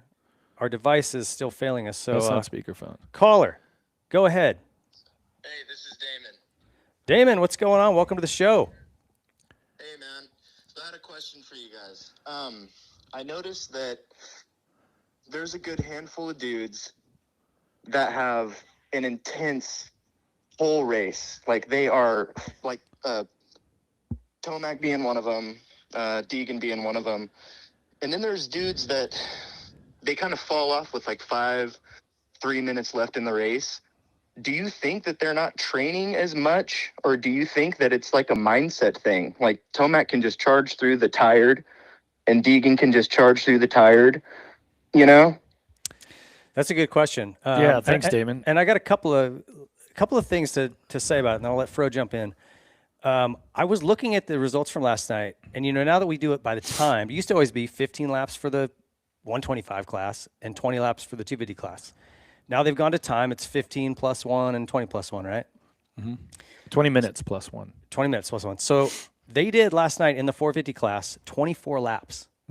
So, think about at 20, because I did some 250 main events, like 20 laps is a freaking eternity. They did 4 more. Yeah. So these races are going a lot, you're doing a lot more laps than probably we used to back in the day, depending on the track, right? Shorter lap time, more laps, yeah. Yeah, but you're still out there circulating the track, hitting the whoops 4 more times or whatever it would have been. So anyway, I will say that for 1. And then 2, the ability to suffer is a unique talent. You can groom it, you can build it, you can work with it, but there are some people who just can suffer. They just whether they don't build the lactic acid as well, they're genetically capable to flush it quicker. Maybe mom and dad smacked them around when they were little and they're running from something. I don't know what it is, right? Difficult upbringing. Some people suffer better. I mean, go look at any of your ultra marathoners and these people, they had horrible upbringings. So maybe there's something to that. I don't know, but well, I noticed in the 250s, I was there last night, and with like 3 minutes, 2.5 minutes left, Kitchen fell off. Like you could tell he was gassed, and Deegan kept that intensity the whole time. He made mistakes, but he was intense until the end. And I think if Kitchen could hold that, whether it's a mindset thing or whatever, he would have had it because he was flying. Yeah, Fro, what are your thoughts? That's the difference between the guys that win and don't. But if you just go down, like on my list here, Hunter, Lawrence, Tomac, Roczen, Webb, Sexton, Cooper, Anderson, Savatgy, Ferrandis, Prado. Every one of those guys have won a race just like what we saw Eli do last night or Deegan do last night. At one time, they were the guy that was winning. But now you get to the top of the mountain, and it's the same thing, that they're able to manage that part of the race, and either they've ridden in a way to where that they've been efficient on the bike and they have more energy left at the end of the race, or mentally they didn't get defeated, right? Does that make sense? You made some mistakes, you see the guys pulling away, and you just go, okay, I'm just going to ride it on in. I'm in 5th. I'm just going to stay in 5th, right? Hunter Lawrence was a guy that I thought at the end of the race, he's been good at every one of the end of the races. He's stayed. If the other guys' lap times went up and then fell off, Hunter seems to be the guy that has stayed the most consistent. And I was looking forward to that last night. Then he had the issue with Roczen. But yeah, just like Ping said, though, he was pulling that line all night. And it was just bad judgment, I think, with Kenny doing it. Because he was taking people with that line the whole time. He maybe just was obviously a bike length short on that. If he had just been a little bit closer when he tried that, he might have been able to get through. But that's racing. It happens. Yeah. So there is the dudes like with Kenny. He kind of, I think, has the same thing where he kind of slows down in the end a little bit. So there's the dudes that you're hoping towards the end of the race that just get into you're kind of hoping they get into the lap traffic because it'll help them. Yeah. Because they're going to fall off, and then everyone behind them that can keep that intensity has to change lines, because it's like, they see the blue flag and they don't know whether to stay left or right or whatever. You can see the dudes kind of get a little confused, but yeah, once there's some of them that can pull the intensity up to the lappers, and then that helps them. So, yeah. And look, this is not a simple answer. It's do you continue to breathe properly? You start holding your breath or doing short choppy breaths when someone catches you, or you're getting late in a race and you pop, like that happens. Even if you're fit, that can happen. Or a guy like Kenny, he is obviously built with more fast twitch muscle fiber. He's very explosive, right? Like you hear him say that all the time. Well, you're either fast twitch or slow twitch, right? And so if he leans more towards that way, then maybe the long endurance stuff is not his specialty, right? Like there's genetics, there's psychology, there's so much stuff that would go into answering this. But anyway, I will close it by saying this. Where was this? Somebody made something funny comment. It said, there's a new chef in the kitchen or whatever. Raw 84. Yeah. Well, Anyway, so Damon, I appreciate the question, dude, and thanks, thanks buddy. for calling in. Appreciate it, buddy. Yeah, no problem, man. All right, have a good weekend. Keep doing the show. You Thanks too, for being guys. a member. Yep. See you, boys. Use those discounts. He probably made money by making that call and being a member. This guy's gonna probably retire in a year or two. That's how much money he's making. I got to keep making it more and more ridiculous. Right. Okay, a couple other things. Savatgy, I wanted to mention him 8th last night, but dude, this guy has been sneaky good all year. I would love to see this dude with a factory ride because, not saying the bikes that he's on are bad, but man, I just love to see him get a shot on a big bike. I don't think that that Quad Lock Honda team suffers from any equipment. I think that I think that what your Reeve puts together and all that. You think it's as good as anything? Yeah. Yeah, Well, but it's great to see Joey do this deal, and I think Joey, to me, I mean, I've watched him over the years. Really like the guy, get on well with him, and all that. And he's one of those guys that we were talking about earlier that seems like his confidence gets shaken, and you're like, dude, you ride amazing. Believe that you ride amazing, and build on that. So. Well, it's not easy to do. Like we talked about. But how you're talking difficult about the most competitive championship in our sport. Yeah. I mean, this is it. Like you ride the 450 Monster Energy Supercross 450 class. There is no higher level, right? Yeah. And so there's going to be some guys that just have that. They're just a little bit better. True Dog wants to know: do you think Kitchen will click off a few wins this season? Supercross. Oh man, I'd love to see one, but if he's got to beat Hayden to do it, I don't know. I just don't know. I just don't see. I don't see a fight at the end. You know what I mean? Like when it comes down to just now it's a street fight. You know what I mean? On those last few laps, and you got to really dig in. I just think he gets pushed around. Hayden pushed around Beaumare last year. I mean, week after True week Dog. after week. Hit us back up. Do you think so? Yeah, what do you think? Quit asking us questions, man. Yeah, what do we know? Shit. It's no, I laid it out a little bit earlier that maybe towards the end of the season, if you're kind of getting to championship night, Hayden, if it's a race like last night, maybe he goes, okay, I need to ride smart here, and I'm not just second's going to win me the title. Yeah. But, that's a question. But as I analyze Hayden Deegan, it'd be championship night, and he's going to be like, I don't give a shit. I'm not letting this guy win. I'm the top dog, and I'm going to go prove it to everybody. Right? Yeah. So I think I don't look for him to lay up at all. I think Outdoors Kitchen is going to be a title contender. I would hope so if he can stay focused and locked in and keep the fitness and everything rolling because – again, just like with this 450 Supercross season, with that top guy out in Hayden, you're going to now have all of these guys who are really fighting for second a lot of the time. Shimoda's and all the pro circuit guys, they're going to all now think, okay, I can be the guy. We're going to have that same scenario. So that's going to be a really fun championship. Interesting, yeah. Yeah. I had one other guy in here, Roczen. What do you think when we talk about Kenny at the start of the season, like in our preview show, I said he's going to come out fast right away. He's going to be amazing. He's going to probably win a race or two early, and then something's going to happen, and he'll taper. And so, did we just see the something happen? Kind of like what happened in was it Phoenix last year? He gets taken out, has a 10th, and all of a sudden it's kind of like a breakdown, and his results start to drop. I don't know. I'm asking. What is it? He's won a main 7 years, something crazy, 7 like straight that. years now, right?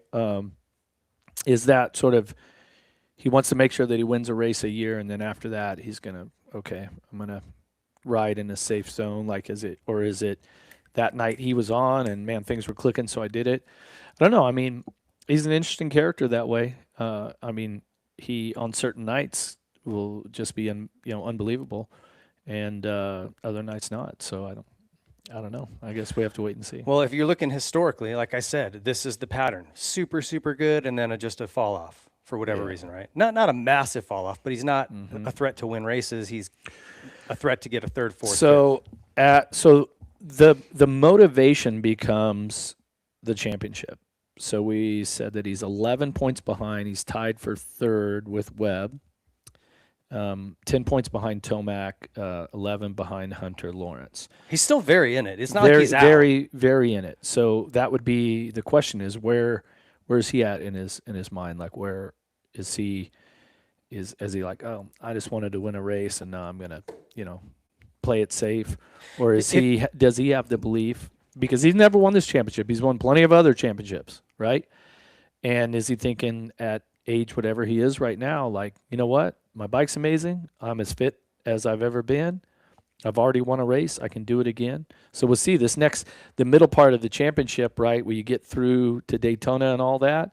Once you get through Daytona, you start to, the pack tends to thin out a little bit. Yeah, it spreads right? out. Yeah. Yeah, for sure. Thin the herd, I think, is what I was going with on there. Yeah, and like I said, whether it's his championship hopes kind of got dashed because of something happening, or he just faded off. That's what I don't know what it is. Last year it was that crash. Years past, he's not necessarily crashed, but he doesn't maintain. If he can maintain his current speed, intensity, performance, he's in this title to the end. So the question is, will he? How long? He'll have to buck history. How deep into the championship do you go with the just get a podium mindset, or just top fives? Like, got to stay in it. And then at what point do you go, oh, okay, the urgency sets in, X amount of points behind the lead. And especially if a guy like Hunter Lawrence, who has yet to win a 450 main this season or ever, but keeps like seconds, thirds, average finish 2.5, things like that, keeps going through, and everybody else makes mistakes around him. So yeah, I think if you're within about 15 points of the championship lead, that your motivation should be there, that, hey, I can still win this thing in the end. Yeah. So Len Salenta 555 says, hey, what do you guys think about Coop's comment on Honda Tech Start mapping fix? It appears KTM, Suzuki, and Yamaha have improved their starts this season. I didn't hear him talk about Honda's Tech Start mapping fix, so I don't really know what he's talking about. You know anything he's talking about? No. We need some more details, man. I'm not sure exactly what you're saying. But a good question. Yeah, good question. If I was more in the thick of it every week, I definitely would have hopefully some answers for you there. Mr. Pino, hope you apologize to Swap. I don't know what that's about. Somebody mentioned, had a good question here. Where do you guys put Deegan as all-time 250 rider? I think top two right now, indoors and out. That's Milwaukee Bucks 34. I'd have to look at the all-time list. I mean, the wins, say what it is, what type of competition he's racing against, all that. I mean, certainly, they talked a lot about it last night. I feel like the show and everybody, that they're really, promoting Deegan. He's earned the right for that promotion, but it's definitely like, you can tell he's the guy that's selling, right? Yeah. And so when you build the broadcast, and he's one of Monster's top athletes, right? It's like push, and he keeps backing that up and making it relevant, right? For sure.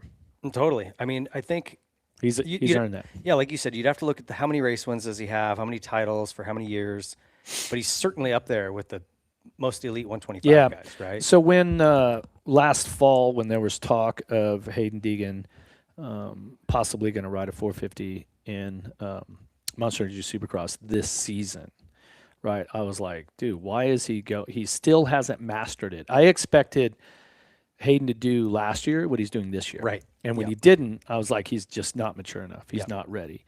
Some of us pointed out of the 125 class pretty early. Others rode it for quite a long time. Others did not. Ever. But, and so from my own experiences, I only rode 2 full seasons, and then I pointed out I've talked about this before, but I certainly could have used 1992 in the 125 Supercross class. I feel like Jeremy and I probably, I got thrown to the wolves early, and I was clearly not ready. And so I have that experience when I look at Hayden Deegan. I'm like, he came and rode 450 in World Supercross a couple races last year. He did well, but he wasn't he didn't win. You know what I mean? And I'm like, he's just not there yet, maturity wise, and so you can stay in the 250 class, but you can't go back. Yeah. You know what I mean? Yeah, and so they definitely did the right thing. And what happens right now is that he goes out and he dominates and he builds his confidence and his belief, because once you get to the 450 class, we've already proved about all this other talk that we've had tonight about how important that confidence in yourself is and that belief, and that he probably that thing I'm talking about would have been stunted if he had rode 450 this year. Yeah. I don't think that he was ready. But now, doing what he's doing this year so far, I feel like he's in the right place to make a better transition to where that learning curve, once he gets to the 450, he's not going to have a problem with it. And if you give that camp credit for one thing, whoever that means, the people around Hayden, they're making good choices for when he makes moves and to where. Mm-hmm. Doing those World Supercross rounds, brilliant, because you get a little taste of it and see where you're at, right? Mm-hmm.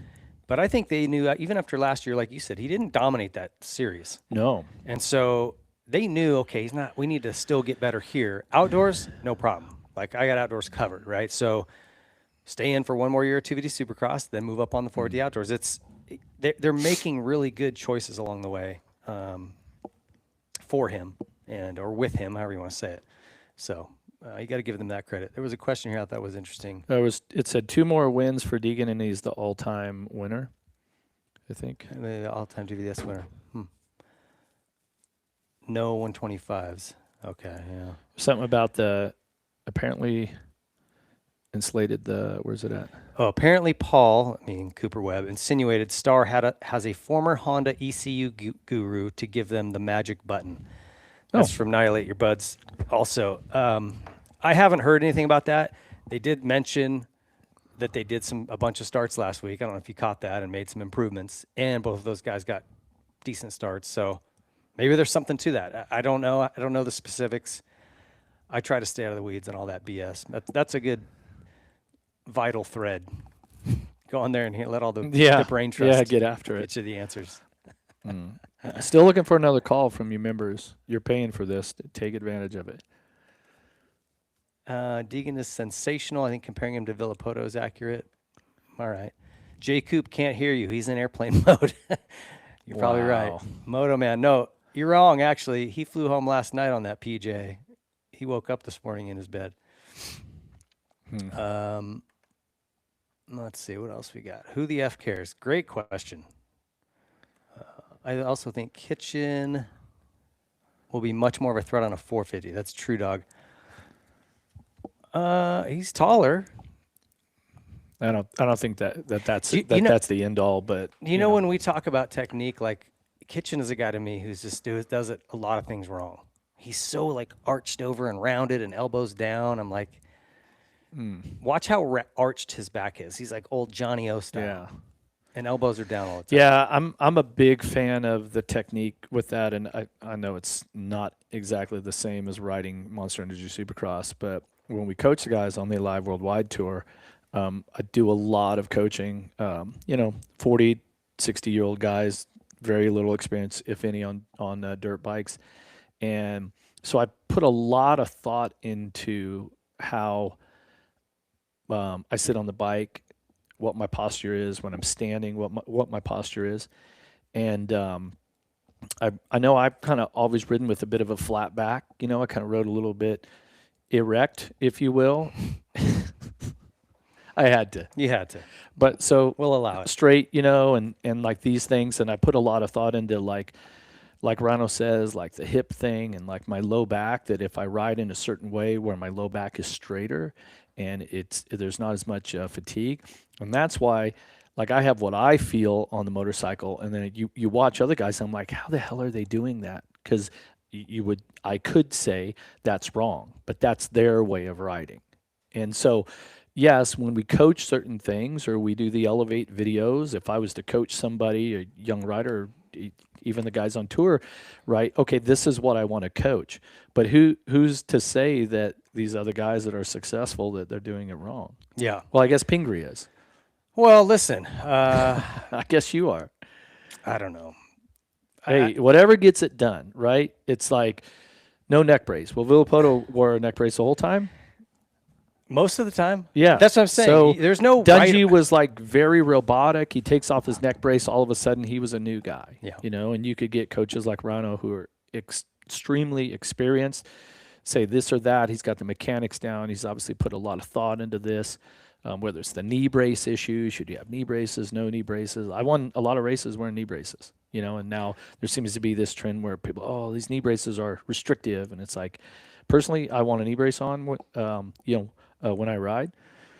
So I guess it's whatever, however you make it work, you know, and then Yeah, but you also can make it hard. You could, what if you could make it easier for yourself? Wouldn't you want to okay, so address Jett that? Lawrence, so you're saying Jett Lawrence and Levi Kitchen, they're both pretty tall, thin dudes. So we could say, okay, Levi, you've been really good, but you haven't been great. So it's like maybe this is something that you should think about. Maybe you should, like your posture on the bike or something. Would that make a difference? Yeah, I'm not the guy to say it to him. I mean, I barely know Levi, but I wish somebody that was close with him would work with him on it. Mm-hmm. I think it could help. Right. Well, Rhino always made this. He's got this thing he talks about, and I use this anytime I'm coaching. He's like, when we talk about the attack position, right? Butt turned out, back kind of almost arched, right? Elbows up, knees bent, balls of your feet on the pegs. He goes, when you're standing there on the bike like that, he goes, like, picture how you are, feet are shoulder width apart. Okay, he goes, now, if you were a pro football quarterback taking a snap, how would you be? It's the same position. Well, if you're about to hit a ball, I use like the lineman thing with my guys when I coach my guys. I said, do you stand there with your knees in front of your feet and your tailbone tucked under and your back arched, right? It's not a very athletic position. It's a weak position. But if you get your tailbone out, you straighten your low back, right? You're kind of punching your chest out, and your knees are back. Now you're in a very powerful position. Yeah. I think that's some of the attack position is an athletic stance. That's it. Yes, Just athletic stance. Applied to a motorcycle. I could have not said anything except that being an athletic stance. Deegan ain't no Villapoto. Villapoto crushed MXGPs on 250s. That was a good ride at Budds Creek. I was there. Oh, man. So this is 511 Design. Says, I'm amazed by the number of champs and how long some of these guys are not only relevant, but a threat to win. Back 30 years ago, it seemed like it was rare to be a top rider for more than a few years. Look at Tomac, Roczen, etc. They're at the top of their game over a dozen years. What do you think this is from, with great talent still coming up each year? It's a good question. I mean, there was always guys going long. LaRocco, Larry Ward, Kudrowski went long. Jeff Ward.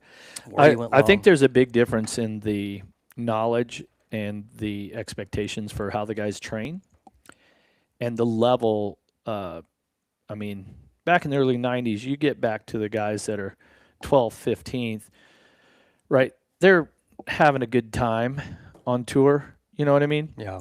And these days, I would say that even the guy that's 20th, 40th is putting in a tremendous amount of work, like physical work. And so, and you got to remember, like, the income that these guys earn and what's expected of them in return is so much greater than what it was even 30 years ago when I was racing.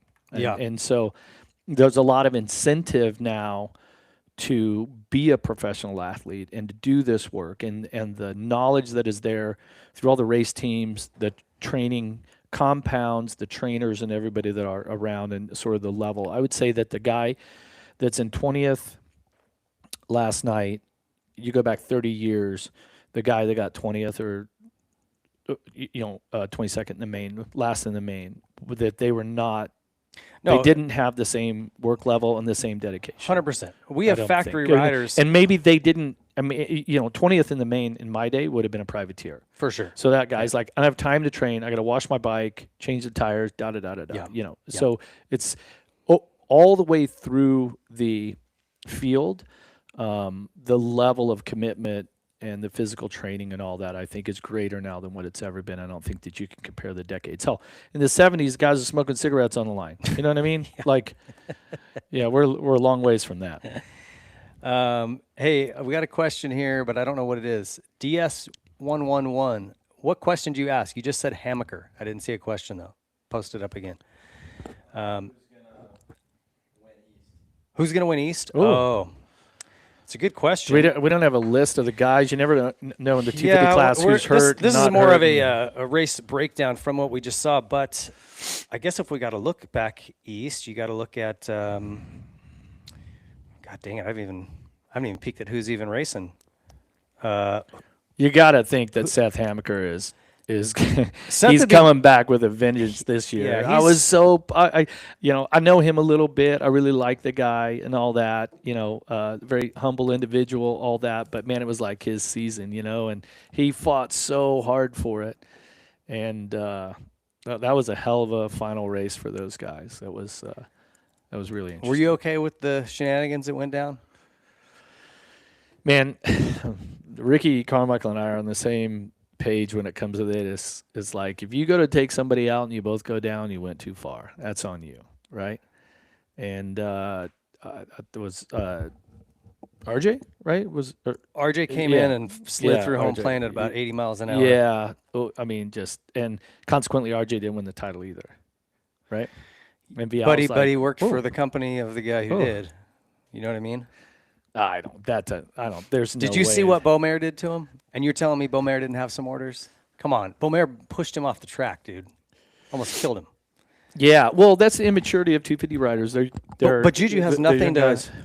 He's not in that fight. So I like Juju just from what I know of him. I mean, I don't know him personally. But like team orders, I don't think so. Maybe it's not team orders, but it's like sort of a team vibe. I'm going to help my guy. Yeah, I'm gonna help my guy. But like, I can't see any of the team managers as much as I respect a lot of these guys and the guys that are running the team, Ian Harrison and guys like that. They have way too much respect for everyone out there. But it's like once the gate drops, just let these kids go do what they do. Yeah. Here's a good question right here. Looking at Deegan's record. His next win ties him with Jett for combined Supercross, Motocross wins. On a 250? On a 250, who will likely leave the class with a better record. You think that will convert in the 450 class as fast as Jett? I think Jett is a total anomaly. I think that he is he will go down. If his career ended now, like it's already exceptional. Probably beyond what his dreams are, but I think by the time he's done, he's gonna have some serious stats in the record book. But I will say, some of my buddies that I play fantasy, compete in fantasy Supercross with, they were talking about the whole 72 main event wins, 7 championships. I don't think anybody touches it. Yeah, I mean Tomac can get close. But I still don't. I don't know. I don't know if Tomac would have to go on a run this year, then get even more wins next year with a healthy, maybe even another year. Yeah. So. Yeah. It's a stretch, but he is close. When he got this last one, someone said 55 or 56. It is now. I was like, oh, he's not that far.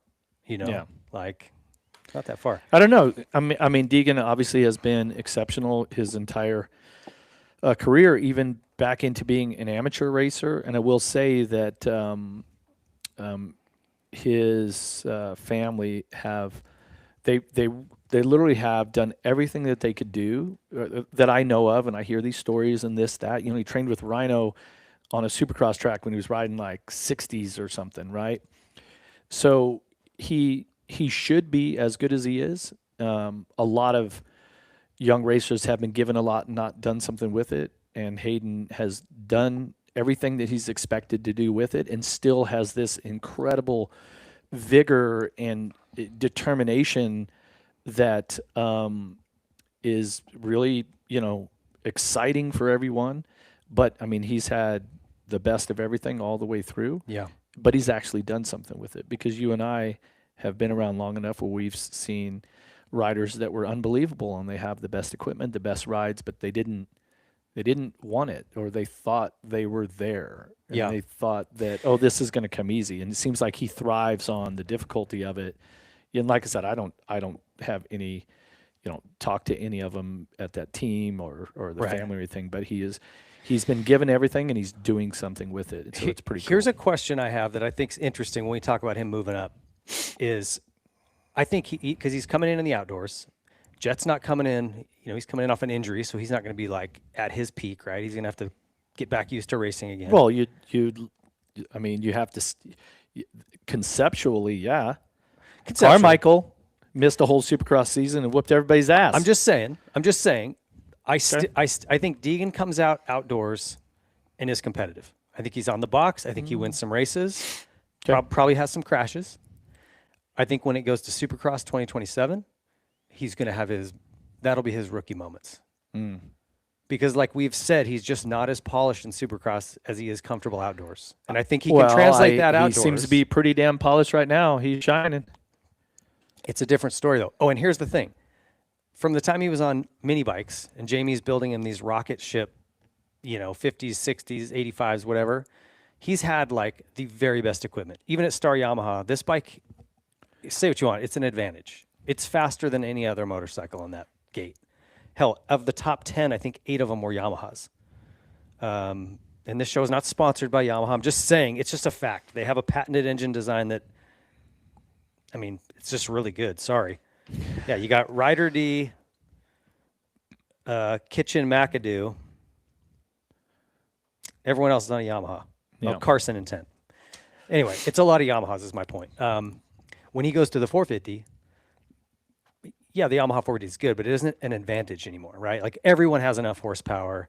It becomes more about handling and setup. So are we in one of those phases where one team kind of has it figured out? Like, Pro Circuit had throughout, the last, it's been 40 years now, right? They've been racing, but they had some moments where, man, those bikes were the ones to be on. And then there was times where it's like, it wasn't so good. Yeah, for sure. Right? The Yamaha 250. Geico Honda had a run at times that was the bike to be on. And Yep. you're saying that right now, the Star Yamahas, or in general, the Yamaha in general is the bike to be on because you got Club, the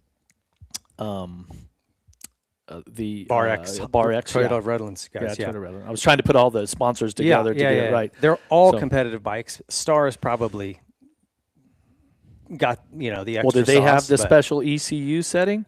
I don't know. That's the first I've heard of it. We'll have to ask around. Right. Like I said, I try to stay out of some of those weeds just because it gets gossipy, and if they got something they don't want people knowing about, I don't want to be the guy to piss them off. That's on camera. If you talk to Pingree off camera, he's got all the off camera. I'll let you have it, man. I'll give you the tea. So anyway, I just think it'll be interesting him moving up because he's going to, for the first time, not be at an advantage of performance. Mm-hmm. It'll be level. Eventually, it like you hit that point where Yeah, you think your Star Yamaha bikes are great on the 450. You think you're better than the Hondas? You think you're better than KTM?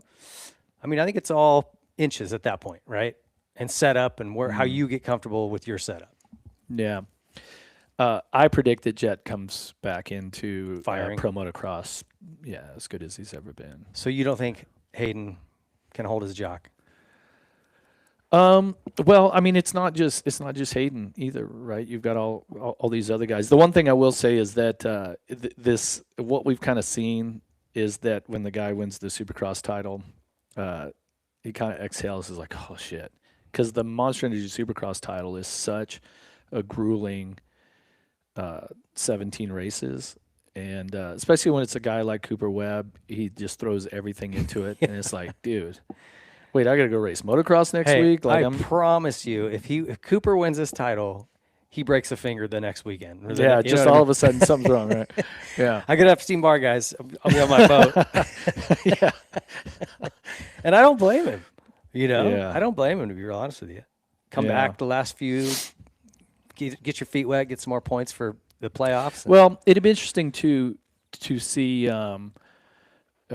with Hayden Deegan moving up, and then what sort of respect level does he give the guys, if any, that are the 450 guys? And I'm not saying that he has to, and how will they race him also, right?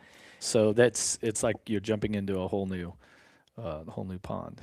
Yeah, this will be the interesting thing is he's so like flagrantly disrespectful to people in his class now. The way he rides them, the things he says, the finger guns, the bow, all of it. In the 450 class against those crusty older dudes and, a guy like Jason Anderson, you think he's going to put up with that?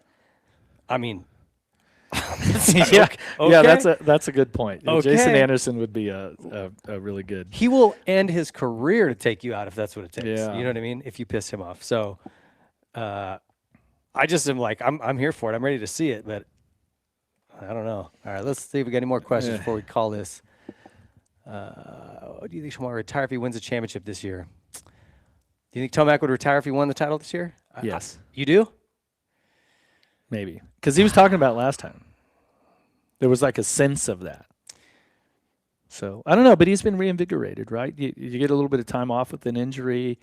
You kind of settle down. You take a deep breath, enjoying all the family time. And then he's like, wait, do I still want to do this? Because, I mean, when I injured my wrist, I was like thinking, man, that might be it. And then like 1 week goes by and it's like, that's not it. Yeah. That's not it. Yeah. And then I tried to come back again and then it was it.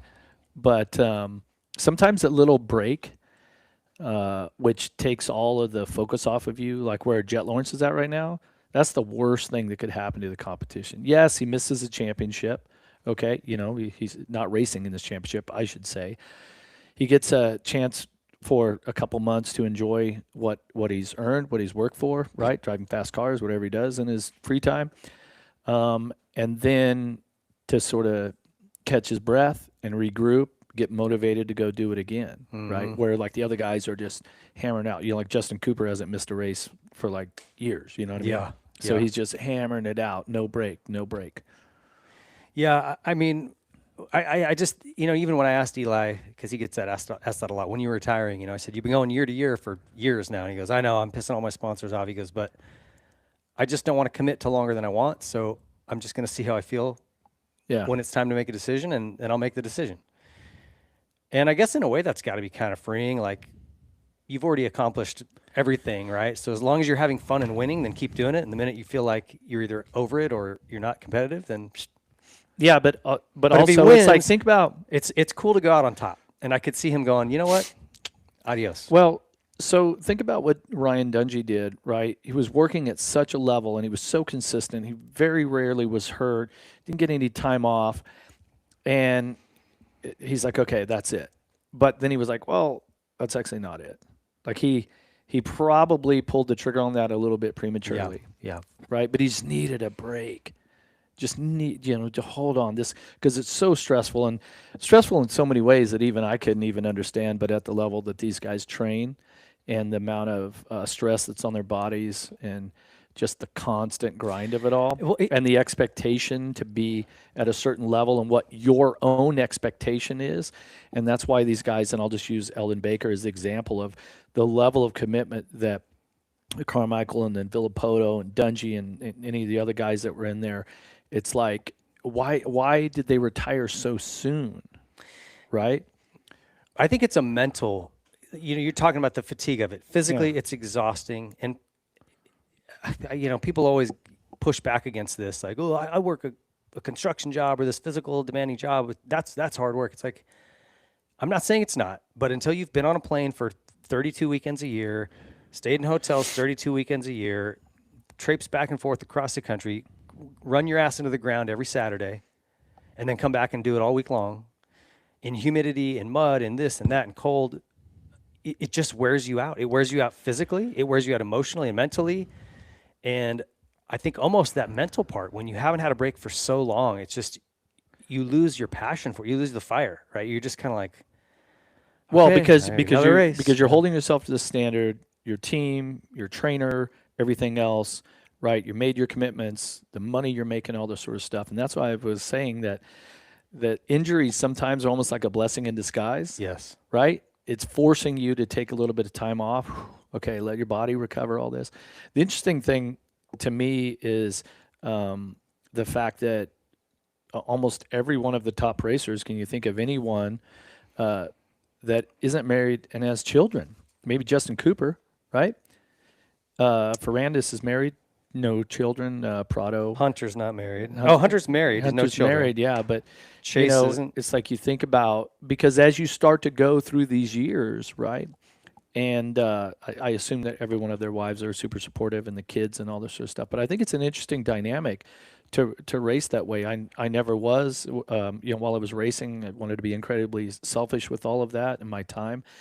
And these guys, it's almost like it's like their family, their wife and their children and all this become this massive motivation for them. But you're wondering about how selfish you can be that, hey, daddy wants to keep doing this. Like, I don't know the answer for it, but it's like, at what point, like we're saying, is, you know what, my cup's full, I've had enough. Yeah. This is something, sort of kind of just adding on to what I was saying about how taxing and whatever it is, right? That was, I'm speaking from a point of reference from the 90s and early 2000s. It's completely changed. Totally like you different. said, the commitment, the effort, the focus that has to go into it, where you and I, and you probably went a little harder than I did even, but when it was an off weekend, We had a good time. it was an off weekend. Like, you know what I mean? These guys are out doing interval splits and doing some gym work and a century ride on Saturday. You were doing 100 shots of Jaeger at Kokomo's. It was Goldschlager. Well, whatever. Anyway. And it wasn't 100. Well, we're going to find out in this Moto 90s documentary that we're working on. It's going to probably out early summer. Moto 90s will be out, and we'll tell you how it was. It's not the same as 2026 for sure. So you just got to give these guys even more credit, because the grind was gnarly back then, even with us being able to blow off steam and not have it being posted live on YouTube. So now these guys have that pressure of they don't even really have that release. If they want to go do something fun, they got to kind of sneak it. You know what I mean? Or do it low key. I don't know. It's just it is a different era. That's for damn sure. Damien says, "Ping, you are up and about from knee surgery." I am, dude. 2 weeks out.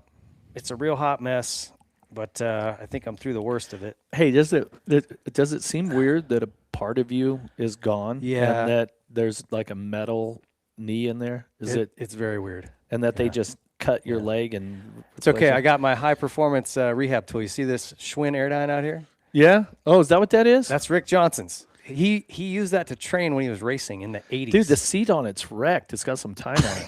That's what I'm telling you. So it's one of those RJ's butt those sweat. wind cycles on it. Yeah, the old Schwinn Airdyne. But you can use the arms to kind of just slowly. You don't have to really work the leg muscles, but you can get it to move. That's where I'm at. Anyway, thanks, RJ. Appreciate it. Well, we'd like to thank Damon for the one call here. Yeah, I don't know Looks where the like rest that's of all our members were. You guys chickened out. It's okay. We're going to do this every weekend. For everybody that jumped on and asked questions on here, we appreciate it. Big thanks to Fro for coming in. Thanks, buddy. Yeah, my pleasure. Always appreciate your feedback. You're great at analyzing and speaking through what we saw, and it was a hell of a race. So. Yeah, definitely was. Obviously, I make grips through ODI, Emig Pro and Emig 2.0. We have got a new colorway of the Emig Pro coming out. You don't want to miss that. It'll be on my socials sometime soon. So, all right. Emig Pro V2 lock-on grips by ODI. Lock-on grips are it, man. I don't know what to tell you. I love them. I was going to bring some down. I literally don't have any. I've given everything away that I had. I got to go talk to Johnny at ODI, get some more. You know what I do when I drive down the road? I obviously where we live, there's bikes in the back of trucks all the time, and I'll drive by, and I'm just like looking and see what grips they have on. So if you see me and I'm like, yeah, you know that he has that Emig Pros or something on the bike.